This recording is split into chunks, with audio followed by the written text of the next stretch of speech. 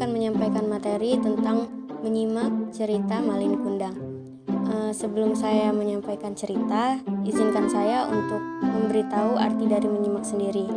Menyimak adalah kegiatan meresepsi, mengolah, serta menginterpretasi suatu permasalahan dengan melibatkan panca indera seseorang.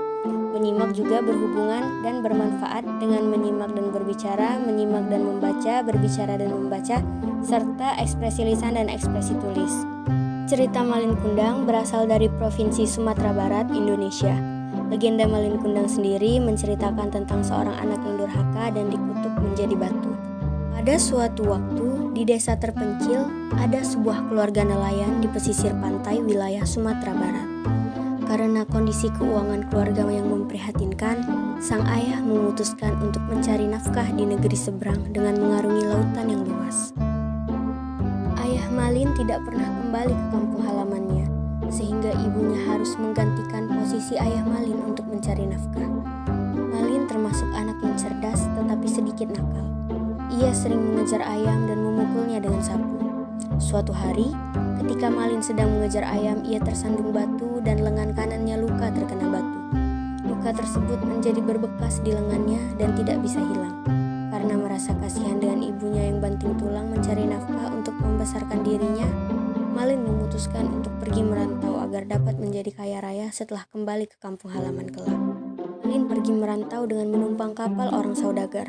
Selama berada di kapal, Malin Kundang banyak belajar tentang ilmu pelayaran pada anak buah kapal yang sudah berpengalaman. Di tengah perjalanan, tiba-tiba kapal yang dinaiki Malin Kundang diserang oleh bajak laut. Para awak kapal pun tidak terima dengan perilaku para bajak laut. Akhirnya mereka pun berperang melawan bajak laut. Malin Kundang langsung mengumpat di sebuah ruang kecil yang tertutup oleh kayu. Tapi pada akhirnya semua barang dagangan para pedagang yang berada di kapal dirampas oleh bajak laut. Bahkan sebagian besar awak kapal dan orang yang berada di kapal tersebut dibunuh oleh para bajak laut. Malin Kundang beruntung. Dia sempat bersembunyi di sebuah ruang kecil yang tertutup oleh kayu sehingga tidak dibunuh oleh para bajak laut.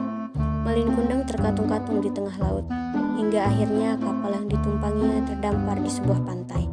Dengan tenaga yang tersisa, Malin Kundang berjalan.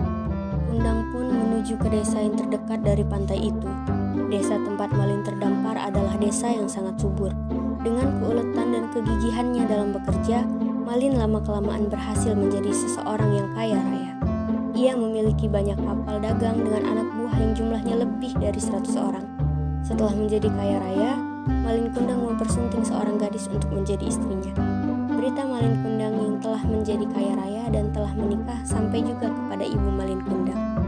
Ibu Malin Kundang merasa bersyukur dan sangat gembira anaknya telah berhasil. Sejak saat itu, ibu Malin setiap hari pergi ke dermaga menantikan anaknya yang mungkin pulang ke kampung halamannya. Setelah beberapa lama menikah, Malin dan istrinya melakukan pelayaran disertai anak buah kapal serta pengawalnya yang banyak.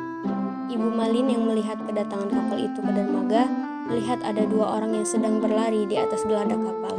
Ia yakin kalau yang sedang berdiri itu adalah anaknya, Malin Kundang beserta istrinya. Malin dan istrinya turun dari perahu dengan para pengawal di belakangnya. Ibu Malin pun menuju ke arah kapal. Tapi melihat wanita tua yang berpakaian lusuh dan kotor memeluknya, Malin Kundang menjadi marah.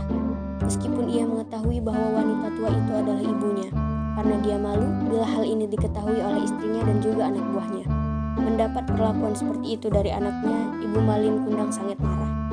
Ia tidak menduga anaknya menjadi anak durhaka.